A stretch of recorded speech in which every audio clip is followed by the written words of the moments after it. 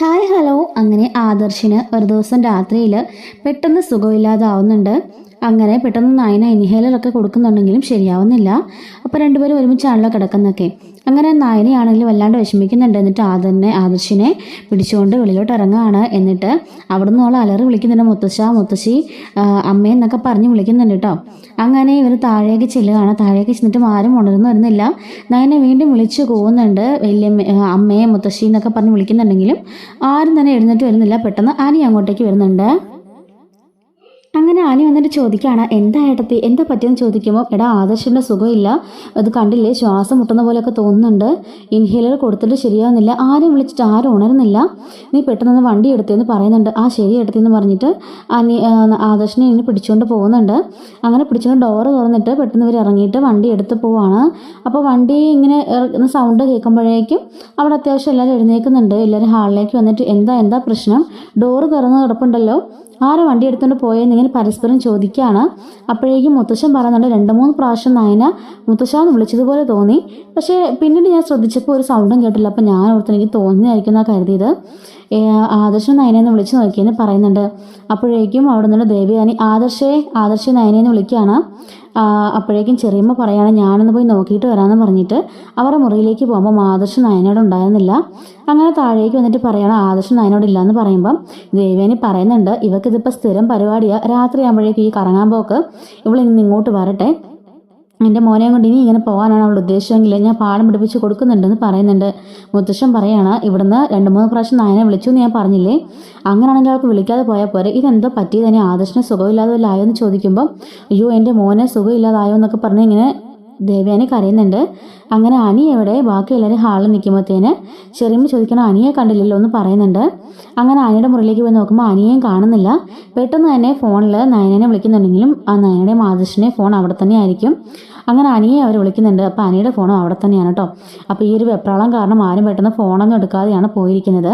അങ്ങനെ പെട്ടെന്ന് മുത്തശ്ശൻ സെക്യൂരിറ്റിയെ വിളിക്കുന്നുണ്ട്. സെക്യൂരിറ്റി വിളിച്ചിട്ട് അവർ എവിടെപ്പതാണെന്ന് ചോദിക്കുമ്പം സെക്യൂരിറ്റി പറയാണ്, അനിമോൻ പറഞ്ഞു ഹോസ്പിറ്റലിലേക്ക് പോവുകയാണ്, ആദർശന സാറിന് ഒട്ടും സുഖമില്ലായിരുന്നു, ഇങ്ങനെ ശ്വാസം മുട്ടുന്ന ഇങ്ങനെ വലിക്കുന്നത് പോലെ നിൽക്കുകയായിരുന്നു, പെട്ടെന്ന് ഗേറ്റ് തുറക്കാൻ പറഞ്ഞു, ഗേറ്റ് തുറന്ന് കൊടുത്തു, എങ്ങോട്ടാണ് സാറേന്ന് ചോദിക്കുമ്പോൾ ഹോസ്പിറ്റലിലേക്ക് പോവാന്നും പറഞ്ഞിട്ട് 3 പേരും പോയി എന്ന് പറയുന്നുണ്ട്.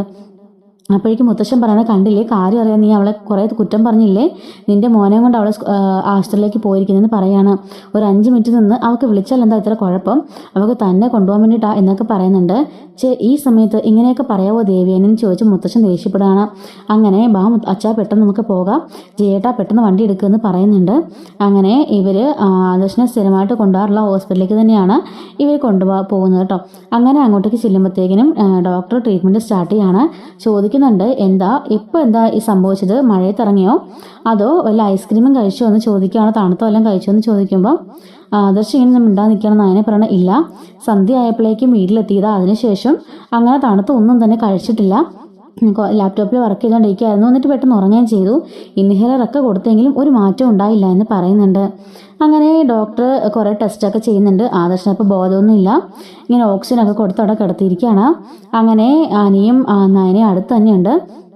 അങ്ങനെ ഇവരുടെ കയ്യിൽ ഫോണും ഇല്ലല്ലോ, അതുകൊണ്ട് തന്നെ വീട്ടിലേക്ക് വിളിച്ച് അവിടെ പറയാൻ പറ്റാത്ത സാഹചര്യത്തിൽ അവരിയ്ക്കുകയാണ്. എന്നിട്ട് നയന പറയുന്നുണ്ട്, ഞാൻ റിസപ്ഷനിൽ പോയിട്ട് വീട്ടിലേക്കൊന്ന് വിളിച്ച് പറയാമെന്ന് പറയാണ്. അങ്ങനെ നയന റിസപ്ഷനിലേക്ക് പോകുന്നുണ്ട്. അവിടുന്ന് മുത്തശ്ശൻ്റെ ഫോണിലേക്ക് കോൾ ചെയ്യാണ്. ഇതേ നയനമോളാണ് വിളിക്കുന്നത്, നയനമോളല്ല കേട്ടോ, കാരണം റിസപ്ഷനിലെ നമ്പറിൽ നിന്നല്ല വിളിക്കുന്നത്. അങ്ങനെ മുത്തശ്ശൻ ഫോൺ എടുക്കുകയാണ്. ഹലോ ആരാന്ന് ചോദിക്കുമ്പോൾ നയനയാണെന്ന് പറയാണ്. അപ്പോൾ മുത്തശ്ശൻ പറഞ്ഞുകൊണ്ട് നയനമോളാണ് വിളിക്കുന്നതെന്ന് പറയുന്നുണ്ട്. ആദർശൻ എന്താ പറ്റിയെന്ന് ചോദിക്കുമെന്ന് പറയാണ്. അപ്പോഴേക്കും നയന പെട്ടെന്ന് ഓർക്കാണ്, മുത്തശ്ശന് എന്തെങ്കിലും കേട്ടാൽ ഇങ്ങനെ പെട്ടെന്ന് പേടിയാവുമല്ലോ, അങ്ങനെ ടെൻഷനൊക്കെ അടിച്ചാൽ വയ്യാഴിക കൂടുമെന്ന് പേടിച്ചിട്ട് നയന, കുഴപ്പമൊന്നുമില്ല മുത്തശ്ശ, ഇപ്പോൾ ഓക്കെ ആയിട്ടുണ്ട്, അച്ഛനിൽ ഒന്ന് കൊടുക്കാവോ എന്ന് ചോദിക്കുകയാണ്. കൊടുക്കാൻ മോളെന്ന് പറയുമ്പോഴേക്കും ജയൻ്റെ കയ്യിലേക്ക് ഫോൺ കൊടുക്കുന്നുണ്ട്.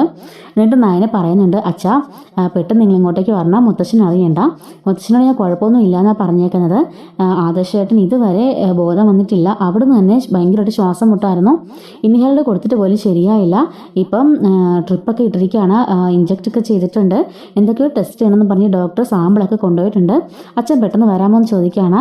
ആ ശരി മോളെ എന്ന് പറഞ്ഞ് കൂളായിട്ട് കട്ട് ചെയ്യുന്ന പോലെ അഭിനയിക്കുന്നുണ്ട്. മുത്തശ്ശനും മുത്തശ്ശിയൊക്കെ പോയി കിടന്നുറങ്ങിക്കോ, ദേവയാനി നീയും ബാ. അങ്ങനെ ചെറിയച്ഛനെ വിളിച്ചുകൊണ്ട് ജയൻ അവിടെ നിന്ന് പോകുന്നുണ്ട്. അങ്ങനെ ഇവർ വണ്ടി എടുത്ത് പോകുമ്പോഴേക്കും ഇവൻ ചോദിക്കണം എന്താ ആദർശിന് കുഴപ്പമൊന്നുമില്ലല്ലോ അല്ലേ എന്നൊക്കെ ചോദിക്കുമ്പോൾ നയനെ വിളിച്ച് പറഞ്ഞത് മുത്തശ്ശിനെ പെട്ടെന്ന് ടെൻഷൻ എടുപ്പിക്കണ്ടെന്ന് കരുതിയിട്ടാണ് മുത്തശ്ശനോടൊന്നും പറയാഞ്ഞത്. ശരിക്കും ആദർശിന് ഇപ്പം അവന് ബോധമൊന്നുമില്ല, എന്താ സംഭവിച്ചതെന്ന് ആർക്കും അറിയില്ല, പെട്ടെന്ന് അവന് ശ്വാസം മുട്ടൽ കൂടിയതാണെന്ന് പറയുന്നുണ്ട്. അവൾ വല്ല തണുത്തതും കൊടുത്തു കാണും എന്നൊക്കെ പറയുമ്പോൾ ജയം പറയാണ്, മിണ്ടാതിരിക്കും ദേവയാനി, എന്ത് തണുത്ത അവൾ കൊടുത്തത്, നീ കണ്ടതല്ലേ എന്തൊക്കെയാണ് പാചകം ചെയ്തതെന്ന്, പിന്നെ നീ കാണുന്നവൾ എന്താ കൊടുത്തതെന്ന് ചോദിച്ചാൽ ദേഷ്യപ്പെടുന്നുണ്ട്. അങ്ങനെ ഇവരെല്ലാം കൂടെ ഹോസ്പിറ്റലിലേക്ക് ചെല്ലുമ്പോഴേക്കും നയനെ കരഞ്ഞുകൊണ്ട് അവിടെ നിൽക്കുന്നത് കാണുന്നുണ്ട്. ജയൻ ഓടി ചെന്നിട്ട് മോളെ എന്താ സംഭവിച്ചതെന്ന് ചോദിക്കുമ്പോൾ ആദർശേട്ടൻ ഉറങ്ങുമായിരുന്നു, പെട്ടെന്നാണ് ഇങ്ങനെ വലിക്കുന്ന പോലെ സൗണ്ട് കേട്ട് എന്നെ തട്ടി വിളിക്കുകയായിരുന്നു. ഞാൻ ഉണർന്നപ്പോഴേക്കും ആദർശേട്ടൻ വല്ലാണ്ട് അങ്ങ് കുഴഞ്ഞു പോയ അവസ്ഥയിലായി. ഞാൻ പെട്ടെന്ന് ഇൻഹേലർ എടുത്ത് കൊടുത്തു, പക്ഷെ അതിലൊന്നും മാറിയുന്നില്ല. അപ്പോഴേക്കും ഞാൻ പെട്ടെന്ന് താഴെ വന്ന് കുറേ എല്ലാവരും മാറി വിളിച്ചു, ആരും തന്നെ ഇറങ്ങി വന്നില്ല. എനിക്കാണെങ്കിൽ ആദർശേട്ടൻ ഇങ്ങനെ ബോധം കെട്ട് വീഴാൻ പോകുന്ന പോലെ പോയപ്പോൾ പെട്ടെന്ന് അനി ചാടി ഇറങ്ങി വന്നത്. അങ്ങനെ അനിയും കൊണ്ട് ഞങ്ങൾ പെട്ടെന്ന് ഹോസ്പിറ്റലിലേക്ക് വരുമായിരുന്നു അച്ഛാന്ന് പറയുന്നുണ്ട്. ആണോ മോളെന്ന് ചോദിച്ചിട്ട് ഇവർ പോയി നോക്കുമ്പം ആദർശ് ICUവിൽ കിടക്കുകയാണ്. അപ്പോഴേക്കും ദേവേനി പൊട്ടി കരയുന്നുണ്ട്. എൻ്റെ മോൻ എന്താ സംഭവിച്ചെന്ന് അറിയില്ലല്ലോ ചേട്ടാന്ന് പറഞ്ഞുകൊണ്ട്. അപ്പോഴേക്കും അവൻ ഡോക്ടർ ഇറങ്ങി വരികയാണ്. ദേവേനി ചോദിക്കുന്നുണ്ട് എന്താ സാർ, എന്താ എൻ്റെ മോന് പറ്റിയെന്ന് ചോദിക്കുമ്പോൾ സാമ്പിളൊക്കെ ടെസ്റ്റ് ചെയ്യാൻ കൊടുത്തിട്ടേ ഉള്ളൂ, ഇപ്പോൾ ബോധം വന്നിട്ടില്ല, എന്തായാലും വരുമ്പോഴേക്കും അറിയിക്കാം, ടെസ്റ്റിൻ്റെ റിസൾട്ടൊക്കെ ഒന്ന് വരട്ടെ, നിങ്ങൾ കൂളായിട്ട് അവിടെ ഇരിക്കുമെന്ന് പറയുന്നുണ്ട്. അങ്ങനെ അവരെല്ലാവരും കൂടെ കരഞ്ഞുകൊണ്ട് ഇങ്ങനെ വിഷമിച്ചിരിക്കുമ്പോഴേക്കും ഡോക്ടർ വരുന്നുണ്ട്. എന്നിട്ട് പറയുന്നുണ്ട് സാരമില്ല, ചെറിയൊരു ലെവലിൽ അലർജി കൂടിയതാണ്, അതിൻ്റെ പ്രശ്നമാണ് ഈ കാണിക്കുന്നതൊക്കെ, ആസ്മ ഉണ്ടല്ലോ, അപ്പോൾ ആസ്മ ചെറിയ ലെവലിൽ കൂടിയിട്ടുണ്ട്, ഓക്സിജൻ്റെ അളവ് ശരീരത്തിൽ കുറഞ്ഞിട്ടുമുണ്ട്, അതുകൊണ്ട് അങ്ങനെ സംഭവിച്ചത്. എന്തായാലും ഇനി പേടിക്കാനൊന്നുമില്ല, എല്ലാം റെഡിയായിട്ടുണ്ട്, നിങ്ങൾക്ക് വേണമെങ്കിൽ ഇന്ന് തന്നെ കൊണ്ടുപോകാം, അല്ലെങ്കിൽ നാളെ നിങ്ങൾക്ക് ഡിസ്ചാർജ് ആക്കി കൊണ്ടുപോകാമെന്ന് പറയുന്നുണ്ട്. അപ്പോഴേക്കും എല്ലാവർക്കും വലിയ ആശ്വാസമാകുന്നുണ്ട്. അങ്ങനെ കുറേ നേരം കഴിയുമ്പോഴേക്കും ആദർശും കണ്ണ് തുറക്കുന്നുണ്ട്. അങ്ങനെ കണ്ണ് തുറന്നപ്പോഴേക്കും ദേവയാനിയും ജയനും അടുത്തിരിക്കുമ്പോഴേക്കും ആദർശ് ചോദിക്കുകയാണ് നയന എവിടെയെന്ന് ചോദിക്കുന്നുണ്ട്. ദേവയാനിക്ക് അതങ്ങോട്ട് ചോദിക്കുന്നില്ല കേട്ടോ. അപ്പോഴേക്കും നയന അങ്ങോട്ടേക്ക് വന്നിട്ട് ആദർശേട്ടാ ഞാൻ ഇവിടെ തന്നെ ഉണ്ട്, എന്താ പറ്റി ആദർശേട്ടാന്ന് ചോദിക്കുന്നുണ്ട്. ഒന്നുമില്ല, ഒരു കുഴപ്പമില്ല, ഡോക്ടർ പറഞ്ഞു തരില്ല എന്ന് ചോദിക്കുന്നുണ്ട്. ഒന്നുമില്ല ആദർശേട്ടൻ റെസ്റ്റ് എടുത്തോ എന്ന് പറയുകയാണ് നയന. എനിക്ക് കുഴപ്പമൊന്നുമില്ല, നമുക്ക് ഇപ്പം തന്നെ വീട്ടിൽ പോകാമെന്ന് പറയുമ്പോൾ നയന പറയുന്നുണ്ട് വേണ്ട ആദർശേട്ടാ, ഇന്ന് ഇവിടെ കിടന്ന് റെസ്റ്റ് എടുക്കുക, നാളെ രാവിലെ ഹോസ്പിറ്റലിൽ പോകാമെന്ന് പറയുന്നുണ്ട്. ഡോക്ടർ പറയുന്നുണ്ട് കൃത്യസമയത്ത് കൊണ്ടുവന്ന് തന്നെ ഒരു കുഴപ്പമില്ല, അതല്ലായിരുന്നെങ്കിൽ ക്രിട്ടിക്കലായതിനെ, എന്തായാലും ഇപ്പോൾ സാരമൊന്നുമില്ല, പിന്നെ ശ്രദ്ധിക്കണം, കൂടുതലായിട്ട് തണുപ്പടിക്കാനോ അതുപോലെ തന്നെ ഇനി തണുത്തൊന്നും കഴിക്കാനോ ഒന്നും ശ്രമിക്കരുതെന്ന് പറയുന്നുണ്ട്. അപ്പോൾ ആദർശ് പറയാണ് അത് വേറൊന്നുമല്ല, രാത്രി വല്ലാത്ത ദാഹം തോന്നിയപ്പോൾ ഞാൻ ഫ്രിഡ്ജിലിരുന്ന് കുറച്ച് വെള്ളം കൂടി കുടിച്ചായിരുന്നു, അതുകൊണ്ടാണ് എന്ന് പറയുന്നുണ്ട്. ഡോക്ടർ പറയുന്നുണ്ട് അതൊരു കാരണം മാത്രമായതേ ഉള്ളൂ, ഓക്സിജൻ ലെവൽ ശരീരത്തിൽ നിന്ന് കുറഞ്ഞിട്ടുണ്ട്, അതുകൊണ്ടാണ് ഇനി എപ്പോഴും ഒരു കെയർ വേണം എന്ന് പറയുന്നുണ്ട്.